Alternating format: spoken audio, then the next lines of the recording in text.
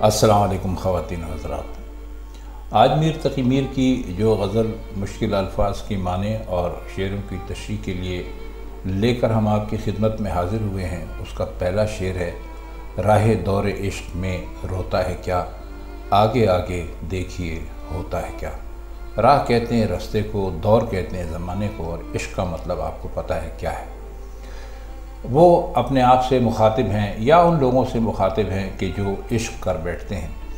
کیونکہ شاعروں کے نزدیک عشق کرنا ایک انتہائی مشکل کام ہے،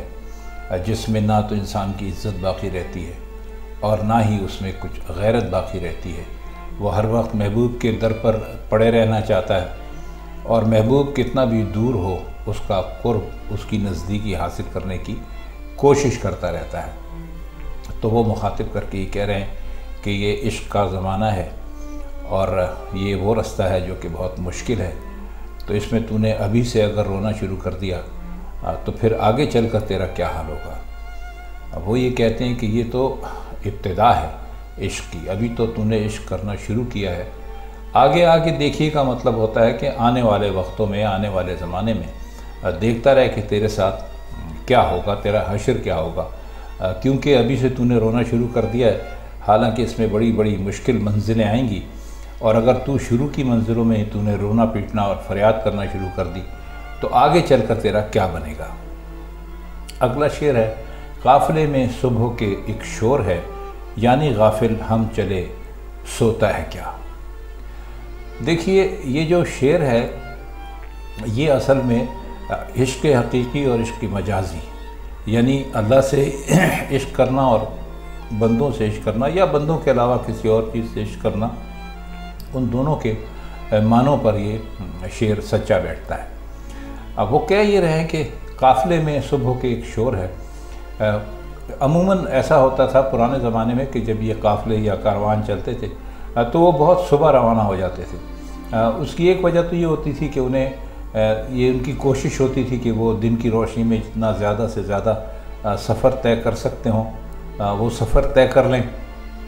اور دوسرے ان کا مقصد یہ ہوتا تھا کہ صبح جب آپ نکلتے ہیں تو صبح نسبتاً رات کی کچھ ٹھنڈک باقی ہوتی ہے، تو سورج نکلنے سے پہلے پہلے، دھوپ کی گرمی بڑھنے سے پہلے پہلے قافلے نکل جاتے تھے۔ تو جب قافلے روانہ ہوتے تھے تو ظاہر ہے کہ ایک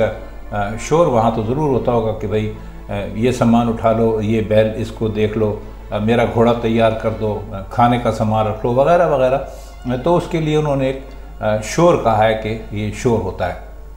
لیکن یہ اور کچھ غافل وہ ہوتا ہے کہ جسے اپنا ہوش نہ ہو، تو ظاہر ہے کہ اس وقت اگر کوئی آدمی سوتا رہ جائے گا، سستی کر جائے گا، تو وہ قافلے سے بہت پیچھے رہ جائے گا اور قافلہ آگے نکل جائے گا۔ اس کی اصل میں انہوں نے اس کی مثال دی ہے دنیا سے۔ دنیا سے انہوں نے اس کی مثال یہ دی ہے کہ جب تک آپ دنیا میں ہیں، جب تک آپ جی رہے ہیں، اس وقت تک آپ کو عمل کرتے رہنا چاہیے۔ اگر آپ بے عمل رہے، یعنی اگر آپ غفلت کی نیند میں ڈوبے رہے، تو پھر آپ کہیں کے بھی نہیں رہیں گے۔ تو اس لیے آپ کو چاہیے کہ جب تک آپ زندگی گزاریں، ایک اعمال سے، اچھے اعمال کے ساتھ ایک زندگی گزاریں، کیونکہ دنیا کا ایک قافلہ ہے، اس میں اگر ایک آتا ہے تو ایک جاتا ہے، اور ہمارے آپ کے سامنے ہے کہ دنیا لوگوں سے خالی ہوتی چلی جاتی ہے، اور اس کے بعد اس میں نئے لوگ بھی شامل ہوتے جاتے ہیں، جیسے جیسے انسانوں کی آبادی بڑھتی ہے نئے لوگ آ جاتے ہیں۔ اسی طرح یہی حال قافلے کا ہوتا ہے کہ وہ ایک منزل پہ ٹھہرتا ہے تو وہاں کچھ لوگ وہاں پر رہ جاتے ہیں کیونکہ ان کی منزل آ گئی ہوتی ہے، اور وہاں سے کچھ نئے لوگ اس قافلے میں شامل ہو جاتے ہیں۔ تو اصل میں یہ شعر انسانوں کو مخاطب کر کے کہا گیا ہے کہ یہ قافلہ ہے جو چل رہا ہے، اور اس قافلے میں اگر تم اس سے بچھڑنا نہیں چاہتے، اس کے ساتھ چلنا چاہتے ہو، تو تمہیں اپنے اعمال درست رکھنے چاہیے۔ سبز ہوتی ہی نہیں یہ سرزمین، تخم خواہش دل میں تو بوتا ہے کیا۔ سبز کہتے ہیں ہرا ہونے کو، اور سرزمین کہتے ہیں زمین کو، آپ یوں سمجھ لیجئے، اور تخم کہتے ہیں بیج کو۔ تو وہ یہ کہتے ہیں کہ دل جو ہے اصل میں ہمارا ایک اس بنجر زمین کی طرح ہو گیا ہے، یعنی یہ بنجر زمین ہے، اس میں کوئی حسرت، کوئی خواہش جو ہے کتنی اچھی کیوں نہ ہو، وہ اگر اس میں ہم رکھ لیں اپنے پاس تو ہمارا دل کبھی خوش ہوگا نہیں۔ سبز ہونے سے مطلب ہے ان کا یہاں پر خوش ہونا۔ تو کہتے ہیں کہ ہمارا دل تو اس قدر مرجھایا ہوا ہے اور اس قدر ختم ہو گیا ہے، بنجر ہو گیا ہے کہ اس میں اگر ہم اپنی کسی خواہش کا کوئی بیج لگائیں بھی تو اس کا کوئی فائدہ نہیں ہے، اس لیے کہ جو زمین بیکار ہو جاتی ہے اس زمین میں ظاہر ہے آپ کچھ بھی لگا دیں تو وہ اس میں اگتا نہیں ہے۔ تو انہوں نے اصل میں اپنے دل کو ایک ایسی سرزمین سے یا زمین سے مثال کے طور پہ پیش کیا یا تشبیہ کی ہے کہ جس میں اب کوئی خواہش پنپ نہیں سکتی۔ اصل میں ان کے کہنے کا مطلب یہ ہے کہ ہمارا دل اس قدر اب مردہ ہو چکا ہے کہ ہمارے دل میں کوئی حسرت، کوئی خواہش، کوئی امنگ، کوئی ولولہ اب پیدا ہوتا ہی نہیں ہے، بس ایک خون کا لوتھڑا ہے جس نے ہمیں زندہ رکھا ہوا ہے، ورنہ اس میں وہ پہلے والی تازگی اور وہ چابک دستی اور وہ خوشی اور وہ سرشاری کچھ بھی نہیں ہے۔ تو وہ کہتے ہیں کہ اس کا کوئی فائدہ نہیں ہے کہ ہم اپنے دل میں خواہشیں پالیں، کیونکہ ہم جانتے ہیں کہ ہماری کوئی خواہش جو ہے وہ کبھی پوری ہو ہی نہیں سکتی۔ یہ نشان عشق ہیں جاتے نہیں، داغ چھاتی کے عبث دھوتا ہے کیا۔ نشان آپ جانتے ہیں کسے کہتے ہیں، جسم کے اوپر یا کسی جگہ پر بھی اگر کوئی زور سے چوٹ ماری جائے یا کہیں پر چوٹ لگ جائے کہ زخم بن جائے تو وہ بھر جاتا ہے، لیکن اس کے باوجود اس کا نشان باقی رہ جاتا ہے۔ تو وہ یہ کہ عبث کا مطلب ہوتا ہے بیکار میں ایک فضول کوشش کرنا، اور اس کو کہتے ہیں عبث۔ تو وہ اپنے آپ سے مخاطب کر رہے ہیں کہ ہماری جو چھاتی ہے، ہمارا جو سینہ ہے، وہ عشق کے جو داغ ہیں، عشق کے جو ظلم ہیں، اس سے وہ داغ ہو چکے ہیں، ان میں اتنی چوٹیں لگی ہیں، اتنے زخم بنے ہیں کہ اب یہ بھر چکے ہیں، لیکن ان کے نشان پھر بھی باقی رہ گئے ہیں۔ تو جو چھاتی پر نشان ہیں ان کو مٹانے کی کوئی صورت نہیں ہے، ہم کتنا بھی کسی کو بھولنا چاہیں، ایسا نہیں ہے کہ نشانات بنے ہوئے تھے اور ان کو پانی اور صابن کی مدد سے دھونے کی کوشش کی گئی، ایسا نہیں ہے۔ یہاں مراد جو ہے وہ یہ ہے کہ اپنے ماضی کو، اپنے گزرے ہوئے وقت کو بھولنا ہمارے بس کی بات نہیں ہے۔ تو وہ کہتے ہیں کہ جو وقت تھا گزر گیا، اب اس کی صرف یادیں ہی ہمارے پاس رہ گئی ہیں، جو ہم نے عشق کیا تھا اور جو ہم نے عشق میں چوٹیں کھائی تھیں اور جو ہم نے عشق میں تکلیفیں سہی تھیں۔ یہ ٹھیک ہے کہ اب ہم نے عشق کرنا چھوڑ دیا ہے، لیکن ہمارے دل پر، ہماری چھاتی پر ان یادوں کے جو داغ ہیں، ان کے جو زخموں کے نشان ہیں، وہ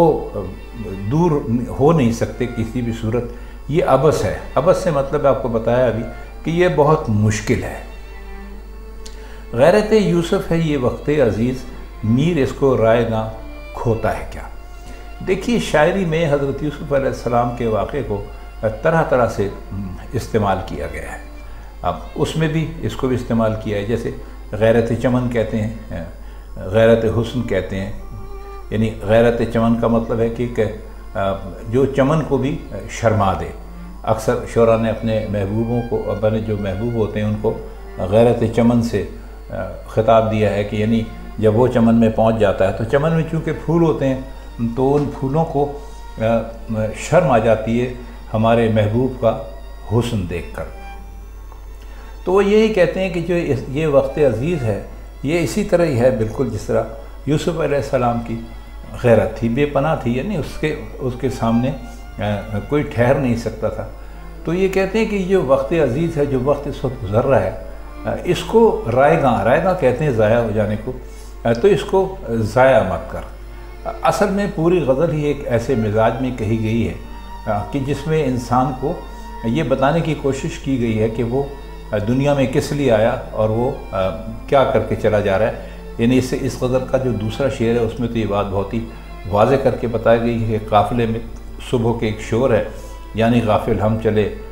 سوتا ہے کیا۔ تو اسی طرح انہوں نے اس میں بھی کہا ہے کہ جو وقت ہے، وقت عزیز یعنی جو وقت اس وقت ہے، پیارا وقت نہیں کہیں گے، جو وقت اس وقت گزر رہا ہے، تو اس وقت کو کھونے کا کوئی فائدہ نہیں ہے۔ یہ وقت جو ہے یہ انتہائی قیمتی ہے، اس کو ہمیں کبھی کسی صورت میں بھی ضائع نہیں کرنا چاہیے۔ تو خواتین حضرات، یہ تھی میر تقی میر کی آج کی غزل اور اس کے کچھ مشکل الفاظ کے معنی اور اس کی کچھ شرح ہم نے کرنے کی کوشش کی۔ اگر آپ کو یہ غزل پسند آئی ہو اور یہ شرح آپ کو اچھی لگی ہو اور اس کے بعد آپ یہ اشعار سمجھنے کے قابل ہو گئے ہوں تو ہمیں بڑی خوشی ہوگی۔ تو آپ سے ملتے ہیں میر تقی میر کی کسی اور غزل کے ساتھ کسی اور محفل میں۔ تب تک کے لیے آپ ہمیں اجازت دیجیے۔ خدا حافظ۔